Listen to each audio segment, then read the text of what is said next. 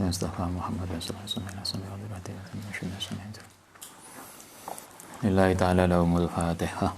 Bismillahirrahmanirrahim. Iyyaka na'budu wa iyyaka nasta'in. Shiratal mustaqim. Shiratal ladzina an'amta 'alaihim. Bismillahirrahmanirrahim.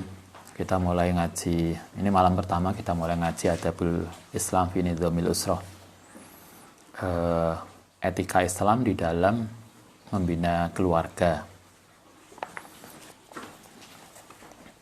Bismillahirrahmanirrahim.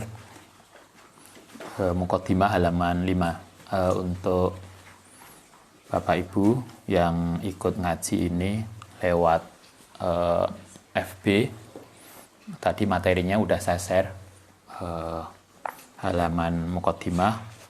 Kemudian yang ikut lewat IG ini pondok, kayaknya udah di share ya, langsung live kan materinya. Yang di sini bisa lihat di kitabnya masing-masing.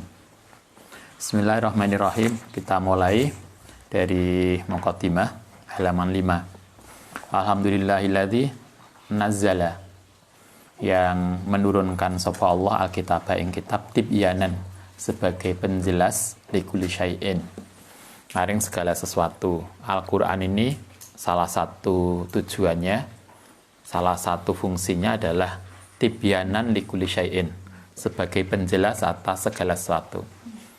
Sehingga tidak ada segala sesuatu yang tidak dijelaskan dalam Al-Qur'an. Hanya kan ada yang terinci, ada yang global, ada yang disinggung secara umum, ada yang rinci. Tapi yang pasti semuanya ada. Itu fungsi Al-Qur'an, satu. Kedua, wahudan, sebagai petunjuk. Fungsi kedua dari Al-Qur'an adalah hudan, petunjuk. Petunjuk itu artinya yang memberikan petunjuk untuk mana jalan yang baik, mana yang benar, mana yang salah, mana yang buruk. Wa rahmatan, lan sebagai rahmat. Wa busyron, lan sebagai kabar gembira lil muslimin, pada semua orang Islam.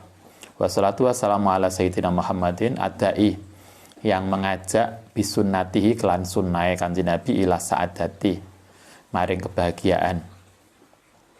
Salah satu fungsi sunnah Rasul adalah mengarahkan kepada kebahagiaan, sehingga tidak ada sunnah Rasul yang kemudian tidak mengarah pada kebahagiaan. Wal adabi lan etika arrosina, yang tertib. Setiap sunnah Rasul, semua sunnah Kanjeng Nabi itu mengajak kepada ketertiban. Sehingga kalau ada orang ngaku sunnah Rasul tapi kemudian tidak tertib, berarti ada yang salah ketika ngaku sunnah. Bahkan sampai Anda pernah pernah baca buku, ada seorang tokoh besar yang kemarin baru meninggal, namanya Muhammad Sahrur. Pernah dengar? Pernah toh? Beberapa waktu kemarin sempat viral di UIN Jogja, yang ada disertasi yang mengikuti pemikiran Sahrur, kemudian kesimpulannya mengatakan bahwa orang bisa melakukan hubungan seks tanpa nikah. Yang viral banget. Kemudian muncul di TV, Sahrur diwawancarai di sebuah TV di Timur Tengah, ditanyakan apa benar Sahrur itu pernah mengatakan itu. Ternyata kemudian beliau mengklarifikasi tidak, berarti disertasinya yang perlu dicek ulang. Untungnya masih hidup ketika disertasi itu rame. Setelah itu kemudian beliau wafat. Beliau mengatakan bahwa zina itu fahsun. Zina itu sesuatu yang buruk, dan segala yang buruk itu haram.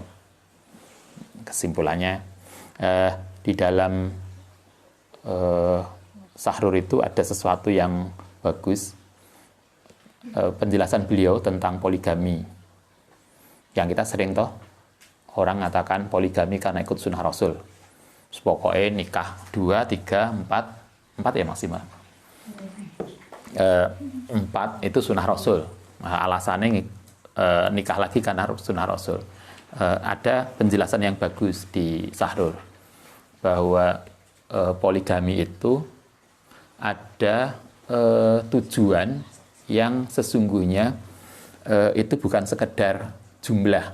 Jadi beliau ngajarkan begini, ayat poligami itu muncul setelah perang Uhud, dan kita tahu di dalam perang Uhud itu banyak pahlawan Islam yang gugur, banyak orang laki-laki muslim yang gugur. Karena banyak yang gugur, maka berarti karena suami-suaminya gugur, berarti meninggalkan banyak janda dan anak-anak yatim. Karena itulah dalam konteks ini kemudian Allah membolehkan orang laki-laki nikah lagi. Tujuannya adalah untuk merawat anak yatim yang ditinggalkan suaminya dan bapaknya meninggal. Karena itulah motivasi poligami itu adalah untuk solusi sosial, untuk melindungi janda dan anak-anak yatim. Karena itu kemudian Sahrur mengatakan, karena itu maka istri kedua, kalau dia sudah punya istri pertama, maka ketika dia nikah lagi, maka istri kedua harus janda dan punya anak. Nggak boleh milih sing nom, sing masih mahasiswi, enggak. Kalau itu yang dilakukan, maka berarti dia tidak sesuai dengan tujuan dibolehkannya poligami. Karena poligami itu tujuannya adalah menurut Sahrur untuk mengatasi problem sosial, yaitu karena ada banyaknya janda dan anak yatim.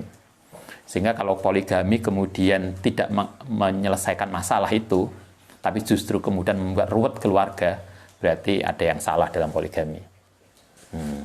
Artinya sunnah Rasul itu seperti yang disampaikan di sini, itu mengajarkan adab ar-rasin, yaitu etika yang tertib. Kanjeng Nabi itu semua sunnahnya itu mesti mengajarkan ketertiban dan etis. Wa ala alihi wa ashabi al-hudati al-mukhlisin wa du'ati lan du'a ila Allah ta'ala al-mursidin. Amma ba'du. Fahadihi utai kitab ini iku majmu'atun, kumpulan minal makolati, dari banyak makalah, kata Sayyid Al-Maliki, Muhammad Alwi Al-Maliki. Kitab ini adalah kumpulan tentang makalah-makalah kalau kita statement, wal buhusilan pembahasan, natahaddasu mendiskusikan sapa kita anil usrati saking keluarga, wa tuhawilu lan mencoba fiha mu'alajati ba'dil muskilati, menjelaskan sebagian dari persoalan-persoalan keluarga. Kitab ini adalah kajian tentang keluarga, khususnya sebagian menjelaskan bagaimana menyelesaikan problem rumah tangga. Sehingga kalau kita belajar dulu pernah ngaji adabun nikah. Kalau di adabun nikah dulu itu lebih banyak Ghazali mendiskusikan tentang alasan kita nikah. Kenapa harus nikah? Nah, Ghazali ngajarkan kita nikah itu bisa boleh, bisa tidak. Orang boleh memilih nikah. Jadi Ghazali ngajarkan kita gini, nikah itu ada nilai positifnya, ada nilai kurangnya. Dengan nikah orang menjadi sibuk, banyak beban, tambah beban. Tapi di antara nilai negatif dan positifnya lebih banyak. Karena itulah nikah menjadi lebih disarankan. Ghazali mengajarkan itu mulai dari alasan menikah, proses menikah, tanggung jawab suami dan istri. Ghazali lebih fokus ke situ. Sementara kalau di kitab ini, karena ini lebih konteks, karena lebih modern, baru ini kan ditulis tahun berapa ini? 80-an baru, maka dia lebih konteks pada konteks kita sekarang. Dia mulai latar belakang perempuan masa pra-Islam sampai nikah, membangun keluarga, dan seterusnya. Persoalan-persoalan muskilat, problem-problem rumah tangga, insya Allah dijelaskan di sini. Wa tashihu ba'dil mafahimi, dan meluruskan sebagian pemahaman al-istimai yang kemasyarakatan, al-khotiati yang salah. Salah satu kitab ini adalah isinya meluruskan sebagian pandangan masyarakat yang salah. Enak toh, sebagian masyarakat yang berpikir macam-macam. Wis umum di masyarakat tapi sebetulnya salah. Nah, itu yang ingin diluruskan. Nas'allahu subhanahu wa ta'ala ayang fa'ana. Yang to semoga bermanfaat biaklan kita ba'ya ja'alaha. Lan menjadikan sapa Allah ing kitab khalisatan, sebagai sesuatu yang murni, niat murni liwajhil karim untuk Allah Ta'ala. Alhamdulillah Rabbil Alamin. Wa katabuhu lan menuliskan ing kita sapa Sayyid Muhammad bin Alwi Al-Maliki Al-Hasani ghaffarallahu wa liwalidihi wal muslimin ajmain. Oke, itu pendahuluannya. Al-Usrah fima qoblal Islam. Bab pertama, Al-Usrah itu utai keluarga fima in dalam barang qoblal Islam, sebelum Islam. Mendiskusikan tentang keluarga, konsep keluarga sebelum Islam. Ini satu bab latar belakang. Kanat ono apa al-usratu keluarga fima in dalam barang qoblal Islam iku mustatatal anasiri. Unsur-unsur yang mengandung perceraian. Jadi artinya di dalam sebelum Islam keluarga itu bukan sebuah ikatan yang kuat, tapi ada unsur yang kemudian mudah untuk cerai. Mukoti atal awasiri lan sesuatu yang memutuskan janji. Kita mengatakan nikah itu janji suci. Tapi kalau sebelum Islam nikah itu bukan janji suci. Kadang dia hanya sebuah pernikahan politis. Anda pernah lihat, Ustadz lupa judul filmnya, film Cina. Tapi luar biasa banget. Ada seorang raja yang menikah karena politis, karena ingin menyatukan kekuasaan. Dalam nikah itu istrinya bukan disayangi, tapi setiap hari dikasih minuman, yang minuman itu sebetulnya lama-lama akan merusak istrinya sendiri. Karena nikah bukan karena cinta, nikah adalah karena untuk politis. Kalau kita kan enggak. Kalau kita kan diajarkan nikah itu pertimbangannya dua, cinta, hati, dan logika. Gitu kan? Nikah itu pertimbangannya dua. Satu, hati, karena kita cinta dia. Tapi juga katanya nikah itu bukan hanya cinta, tapi juga logika. Logika itu artinya, lah kita nikah dengan dia, kira-kira semangat enak enggak? Itu ya pikir. Itu kan harus dipikir juga. Karena cinta itu enggak akan kenyang. Enggak akan membuat kita kenyang. Mungkin sehari dua hari enak lah melu maratuwa. Saulan rong wulan kan sumpek maratuwa ndelok. Iki ning omah turu mantune. Artinya cinta itu butuh makan. Karena cinta saja tidak membuat kita kenyang. Sehingga kita harus mikir. Ada logika di samping rasa. Itu jarinya begitu. Kayaknya kalau Anda gitu kan paham banget. Kalau dulu enggak. Wala tashfa'u. Lan tidak bisa saling menyayangi.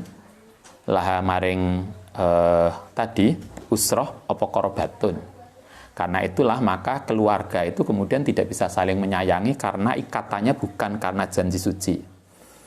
Kothima teman-teman muncul alaiha ing atase usroh apa al-hikdu dendam watadaburu lan tadabur. Jadi antara normatif dan hati yang jadi nikah itu dulu bukan sesuatu yang untuk mengikat sebuah hati. Tapi lebih banyak persoalan-persoalan lain. Wal baghdau lan kebencian wa tanahuru lan pembunuhan.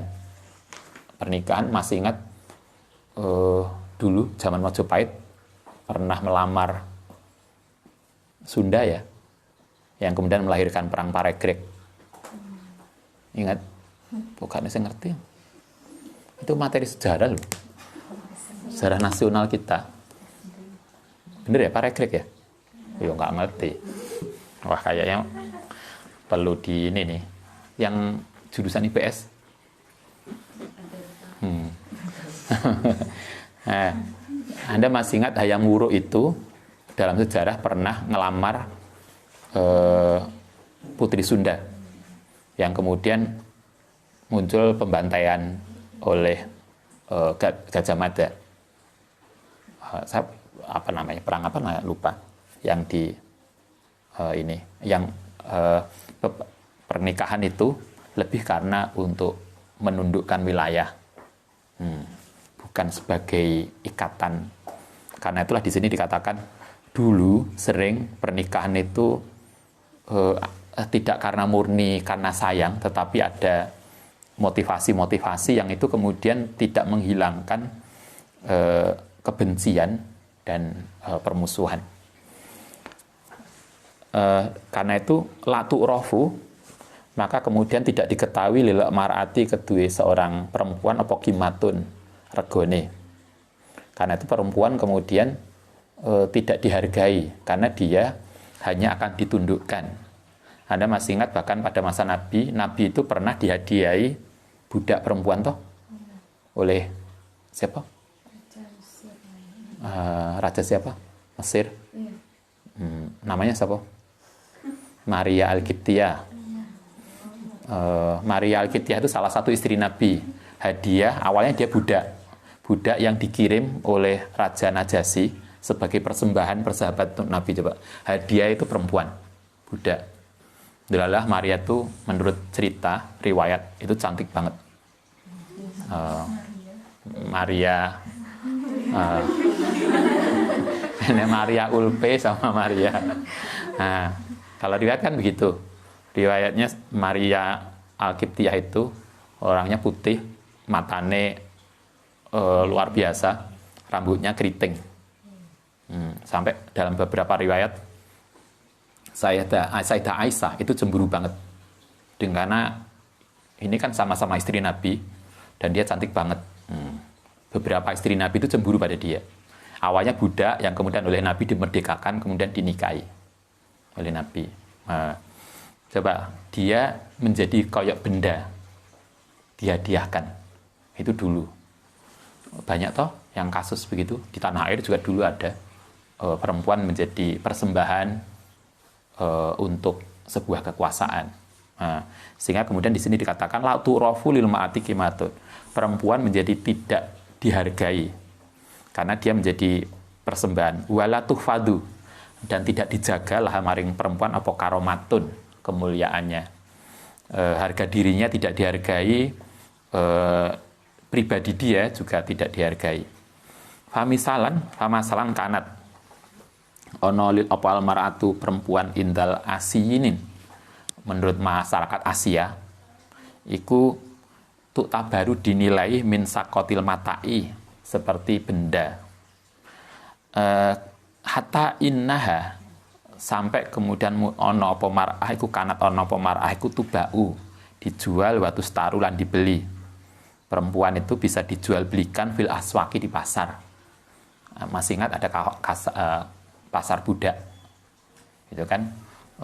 Walaupun banyak budak itu tidak mesti perempuan, bisa laki-laki, cuma yang rame kan perempuan. Yang budak perempuan itu kalau kita lihat di fikih dulu, karena konteksnya begitu, budak perempuan itu bisa dibeli, kemudian bisa dikumpuli. Jadi kalau misalnya Ustadz punya istri, bukan misal ya, kalau istri jelas, bukan misal. Nah, kemudian enek neng pasar ono budak, tuku budak 1 atau 2, budak wedok. Maka kita yang punya ini boleh ngumpuli dia tanpa harus nikah, karena itu sudah dibeli. Nah, hanya kalau kemudian disyaratkan dalam Islam, kalau saya sebagai pemilik budak ngumpuli budak perempuan saya, kemudian dia hamil, maka begitu saya mati, hamil dan melahirkan, maksudnya tidak sekedar hamil dan melahirkan, sehingga dia punya anak, yang anak itu dari saya, maka begitu saya meninggal, budak ini langsung merdeka. Itu umul walad namanya, ibu anake juragan. Nah, kayaknya kesan itu menurut sebagian orang itu masih ada di dalam masyarakat Arab, sehingga kemudian TKW itu kemudian diberlakukan kayak itu. Sehingga beberapa orang mengatakan enek perempuan kok kerja di Arab itu luar biasa beraninya, karena mentalnya kayak begitu. Jangankan budak pembantu rumah tangga di apa namanya, yang di rumahnya. Kita pernah dulu haji, saat rombongan dengan Ustadz itu ada beberapa perempuan. Padahal haji ini perempuan yang rombongan kita itu dosen, artinya dia akademisi. Suatu ketika ke pasar, golek blonjo, mulai nangis. Karena bukan yang pasar, yang toko, itu digodani laki-laki. dipegang-pegang, disenggol-senggol, coba. Itu padahal haji yang dia orang merdeka, artinya toh orang merdeka, perempuan merdeka yang dia belanja di toko. Itu muncul, apalagi kemudian ada pembantu rumah tangga perempuan di rumah yang mentalnya kayak begitu. Itu masih ada, tentu tidak semua, tetapi itu kata sebagian orang-orang di sana itu masih ada memperlakukan, sehingga kemudian kita bisa melihat muncul toh kasus kekerasan pada perempuan TKW, karena masyarakatnya begitu. Itu muncul menganggap mereka itu kayak dulu, padahal sudah berubah. Itu dulu begitu, bisa diperjualbelikan di pasar. Qad qudiyah, kemudian ditetapkanlah yang atasnya mar'ah bil ubudiyati dengan sifat kebudakan, wal idlali lan kehinaan, sehingga perempuan kemudian diperlakukan seperti budak dan hina. Wa kadzalika, begitu juga hiya utai mar'ah fi saro'il hindi, ing dalem syariat Hindu al-qadimah, di dalam ajaran Hindu klasik tentu. Ada kitab dulu ada agama lupa, Hindu klasik yang kemudian punya ajaran seperti itu. Bukan hanya di situ sebetulnya. Kalau Anda lihat orang sekaliber, Anda pernah kenal Aristoteles dan Plato? Nah, pernah kan? Plato itu, Aristoteles itu lahir tahun 388 kalau nggak salah, sebelum Masehi. Jadi yang pasti kita belum lahir. Itu suwe banget. Kita sangat dikenal sebagai seorang akademisi, orang sekaliber Plato yang menulis Republik, yang kemudian sekarang kita pakai. Di dalam Republik itu kan dia menjelaskan bahwa orang itu punya hak untuk memilih pemimpin, kayak kemudian kita sekarang menjadi pemilu. Nah, itu konsep mulai Plato, Aristoteles. Orang sekaliber Plato dan Aristoteles itu mikirnya masih begini. Siapa yang punya hak untuk menentukan pemimpin? Adalah warga. Warga itu siapa? Adalah laki-laki. Perempuan dan anak-anak tidak punya hak untuk memilih pemimpin. Coba. Orang sekaliber Plato dan Aristoteles itu tidak melihat perempuan sebagai makhluk yang sempurna, yang punya hak untuk memilih. Segitunya dulu. Perempuan ditempatkan pada posisi yang luar biasa. Luar biasa rendah, bukan luar biasa tinggi. Wa kanat lan ono inda ba'dil umami, menurut sebagian orang, golongan umat Eurobiati, umat Eropa. Tadi menurut Asia. Sekarang kalau orang Eropa gimana? Laisat laha, laisat ora ono sapa mar'ah, laisat ora ono laha kedhi mar'ah apa hukukun sahsiatun, kata kitab ini. Di Eropa juga sama dulu, bahwa perempuan itu tidak mempunyai hak pribadi fil milki dalam kepemilikan. Jadi dia hak pribadinya nggak ada. Wa inama khuliqat, yang diciptakan sapa mar'ah likhid matir rojuli, untuk melayani laki-laki. Jadi perempuan itu kalau dalam masyarakat Eropa dulu dianggap itu hanya pelayan untuk laki-laki. Sehingga kalau masih dalam tradisi Romawi yang sudah modern aja, Anda bisa lihat kasus siapa itu? Ada filmnya Empire. Pernah ndelok film itu. Itu ada nikahnya itu kakak adik. Jadi yang jadi suaminya itu adiknya, yang jadi istri itu kakaknya. Kalau dulu dalam tradisi Romawi kan boleh toh nikah kakak beradik, agar kekuasaan itu tidak jatuh ke orang lain. Kalau di kita masih ada juga nikah kekerabatan. Ini ponakane, misanane, bukan ponaan. Kan keluarga dekat toh. Misanan, minduan, sehingga kemudian keluarga itu tidak akan jauh, imbulit ke situ. Anda bisa lihat lah reuni. Iki jane dulu ini pernah pamane sakit dari suaminya. Iki ponakane misanan dari istrinya. Muncul kan. Beberapa masyarakat ada begitu.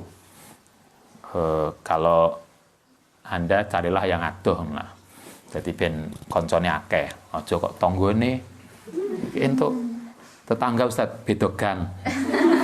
Itu susah, yang susah tuh yang ini. Ngiring ketika nganten. Kate melaku iku kok sawangane nganten melaku. Ditumakno mobil, masuk baru numpak mobil sebentar sudah sampai. Akhirnya naik mobil diputer atau karena suaminya dan istrinya itu tonggo beda gang. Kaya gak ono liyane. Golek lah. Mosok kuliah suwe ning Malang entuk beda gang ambek. Terus ning Malang gak mosok wong sak uwin gak ono sing nyantol. Kan? Carilah yang agak jauh lah. Sehingga orang tua kita itu lek sambang putu itu lan enak lah. Oh, sambang putu nang Malang. Sambang putu tonggone. Kok sawangane. Gak iso golek adoh. Oke lah. Laisal lahu hukun fala haqqo. Maka tidak ada hak laha maring mar'ah fitamaluki malabisiha ing dalem memiliki pakaian mar'ah. Bahkan pakaian aja itu tidak punya hak. Saking ini lebih masih mending daripada yang pertama tadi. Yang pertama tadi kan dianggap seperti benda. Kalau ini masih dianggap lebih dari benda, tetapi tidak punya hak. Di kita mungkin sisa-sisa itu kan masih ada toh dalam tradisi kita. Istri itu lah di Jawa, bahasa Jawa itu istri itu simah, isi omah. Jadi istri itu kayak benda, kayak manuk. Isi omahnya kan manuk, lemari, kelinci, kucing, dan termasuk istri. Karena istilahnya simah, isi rumah. Ada lagi yang kemudian kita di istri kemudian ini HP suami, sehingga istri nggak boleh buka HP-nya suami. Ada toh? Ya terus istri itu posisinya apa lah? Nggak boleh buka. Artinya kan mestinya suami istri itu kan bisa saling berbagi. Kalau kemarin dulu puasa tahun kemarin ya, yang kita ada tamu yang dari Kanada, siapa itu namanya, yang mahasiswa sama ibunya yang isi acara kita kan puasa atau itu puasa seingat saya puasa, yang sama ibunya kesini, kata ibunya kami itu punya HP itu baru beberapa bulan ini. Dulu selama di Kanada, kemudian pindah ke Jepang, itu HP-nya cuma satu. Yang dipegang suaminya itu aja. Jadi siapapun, kemudian bapak ibu anak coba hidup di Kanada dan Jepang, HP-nya masih itu. Nah kita, HP-nya jajar loro. Kan banyak tuh kita HP-nya 2. Kadang ada teman dosen tuh, like sholat, kerocong HP-nya telu. Iki lha opong. Kenapa Kak kemudian efektif efisien? Nah, kita lah memang luar biasa. Nah, kata kitab ini perempuan itu tidak punya hak, bahkan pakaian pun nggak punya hak. Wala fil amwali, dan pun tidak punya hak di dalam harta. Alladzi taktasibuha, yang bekerja sapa mar'ah ing amwal bi argil jabini, dengan keringatnya sendiri. Seorang istri walaupun bekerja, maka harta hasil pekerjaan itu menjadi milik suami, sehingga dia tidak punya hak untuk itu. Segitunya. Itu di Eropa. Ama indal Arabi, ya sekarang tadi Asia, kemudian Eropa, sekarang Arab. Kalau orang Arab gimana? Ama indal Arabi, anapun menurut orang Arab, fakot kanat ono sepo perempuan iku mumtahinatun jiddan, sangat hina. Muntahinatun hina, jiddan banget. Hatta inna ba'dul Arabi, saat temen bahkan sebagian orang Arab kanat iku yaitu menguburkan al-banat yang anak perempuan. Kasusnya banyak tuh, sampai sahabat Umar bin Khattab ya, sebelum Islam itu masih sempat menguburkan anak perempuan. Jadi lantu anak wedok itu merasa nggak gagah, nggak keren. Anak kok wedok, nggak kena dijak perang. Nah, dulu kan patriarki banget. Jadi kebanggaan itu kalau kita punya anak laki-laki. Selain karena kita sering di dalam tradisi kita juga gitu toh. Lah anak lanang itu di kuliah no kapanpun, kemanapun kuliah diragati. Lah anak wedok, apa tahun kok kuliah? S1 udah cukup lah, paling mulai yo nyambel. Kan? Paling mulai yo neng dapur. Coba masih ada tuh sebagian dari masyarakat kita begitu. Kemudian nggak bangga lah tuh anak perempuan. Padahal kemudian karena itulah kemudian muncul hadis yang kemarin dikaji oleh Ibu. Ada lagi hadis yang diriwayatkan oleh Muslim mengatakan, Kanjeng Nabi mengatakan gini, siapa yang punya anak 3 perempuan, punya anak perempuan 3, tidak sekedar 1, 3, yang kemudian dia ahsana takdibaha, ngajari dengan baik, ngulangi dengan baik, ngasih bekal dengan baik, maka anak-anak itu akan menjadi penghalang dia ke neraka. Kemudian sahabat bilang, lu kok terlalu Kanjeng Nabi? Gimana kalau anaknya saya cuma 1, anak saya? 1 pun sama. Artinya anak perempuan itu kemudian tidak kalah dengan laki-laki. Dan putranya Nabi itu kan perempuan. Yang tersisa toh, Sayyidah Fatimah. Dari sekian beberapa putranya Nabi itu kan semua yang laki-laki wafat masih kecil. Hanya kan tinggal Sayyidah Fatimah aja toh yang mendampingi beliau selama beliau masih hidup. Yang lainnya kan meninggal duluan. Artinya Nabi tidak punya generasi laki-laki. Nabi tidak punya generasi laki-laki. Nabi hanya punya generasi perempuan. Yaitu Sayyidah Fatimah. Yang kemudian dari Fatimah itu melahirkan Sayyidina Hasan, Husain, Zainab. Yang kemudian kita kenal sekarang ada kelompok Habaib. Habaib itu kan jalur dari perempuan. Bukan dari jalur laki-laki ketika di Kanjeng Nabi. Mestinya kita perempuan dan laki-laki sama saja. Yang penting akeh anaknya. Kan begitu. Kata di Arab kalau punya anak perempuan itu tidak membanggakan. Konteks ini yang kemudian dikutip oleh Al-Quran, faida busyira, nalikane diberikan kabar gembira sapa hadum bil unsa kelawan anak perempuan, dolla, maka kemudian gelap wawajuhu muswadan, halih hitam. Orang-orang Arab dulu kalau punya anak dikasih tahu, Kang, istrimu sudah melahirkan, laki-laki atau perempuan? Perempuan. Langsung wajahnya nggak cerah. Merasa, oh iya sampai hari ini kita juga, sebagian masyarakat kita gitu. Lanang po wedok, Kang. Kalau lanang tuh rasanya koyok bangga lah. Wedok, bapaknya gak patek bangga. Iku anak mboke. Kan begitu. Kayaknya perempuan kalah, padahal enggak. Nyatanya kan kalau kita di kampus yang pinter-pinter itu biasanya ranking 1, ranking atas itu kan mahasiswi. Ranking bawah-bawah baru laki-laki biasanya. Sing cepet kuliah biasanya perempuan.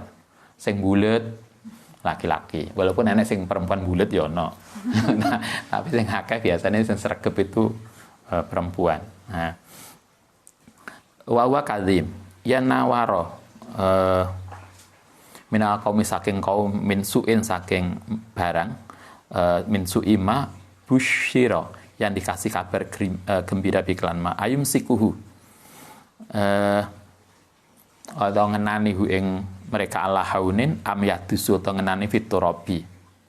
Jadi mereka tuh kayak kehilangan begitu mendengar anak perempuan, mereka tuh koyok lebih baik mati. Jadi kayak orang yang kehilangan harga diri. Ala sa'a mayahkumun. Wakanu, anono sepongong Arab iku layu warisuna. Orang mewariskan an-nisa'a ing nisa wasibyanalan anak-anak min abnail maiti saking anake mayit. Kalau dulu orang Arab itu yang mendapatkan warisan itu laki-laki saja. Ibu, kalau misalnya seorang ibu kemudian anaknya mati, anaknya kaya mati, maka ibu tidak dapat warisan. Kalau Anda ini orang tua kita mati, maka anak-anak perempuan tidak dapat warisan. Yang dapat warisan itu laki-laki. Itu tradisi Arab jahiliyah. Jadi perempuan nggak ikut enggak pun la yuwarisunan nisa. Perempuan tidak mendapatkan hak waris. Wa innama yuwarisuna. Yang pastinya mewariskan man wong yu laki yang bisa nemui al-udwa ing musuh. Maksudnya orang yang bisa mewariskan itu adalah orang yang bisa diajak untuk perang. Yang diajak untuk perang itu laki-laki. Bahkan lan ana sapa Arabu iku yu harisu mewariskan anisaa ing perempuan karahan dengan paksa. Wa iyajia gambarnya nekani sapa alwarisu wa yulqiya lan memberikan saubau ing pakaiane ala zauji muwarisihi ing atase suami ahli warise sumayakulu waris tuha mewariskan sapa ingsun ha ing mar'ah kama waristu kaya oleh mewariskan sapa ingsun malahu ing hartane man fayakunu sapa man zauji mau mewarisi tadi iku hakku biya kelawan mar'ah min nafsiha dibanding dirinya mar'ah. Perempuan tidak bisa mewaris, bahkan perempuan itu kalau dalam tradisi jahiliyah itu diwariskan. Jadi misalnya saya punya istri lebih dari satu, kemudian begitu saya sakit, Kang, istri saya yang ketiga, 4, 5 itu bagiamu. Istri saya yang 1 dan 2 itu bagiamu. Jadi istri-istri itu, perempuan-perempuan tadi kemudian tidak mendapat warisan, tapi malah diwariskan. Karena dinilai podo sama harta. Itu zaman Arab jahiliyah. Bahkan lebih parah kan, bisa dinikahi oleh anaknya. Jadi kalau bapaknya mati, meninggalkan ibu masih muda-muda, maka ibu ini kemudian akan dinikahi oleh anaknya. Itu bien, Arab jahiliyah begitu. Sehingga perempuan itu hanya menjadi harta. Baik, malam ini kita cukupkan itu. Nanti kita lanjutkan besok. Saya pikir tadi kita akan bisa selesai sampai akhir. Atau kita akhirkan besok aja lah. Sawangannya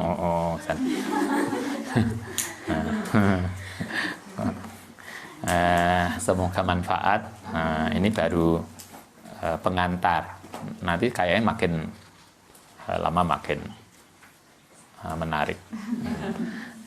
Al-Fatihah.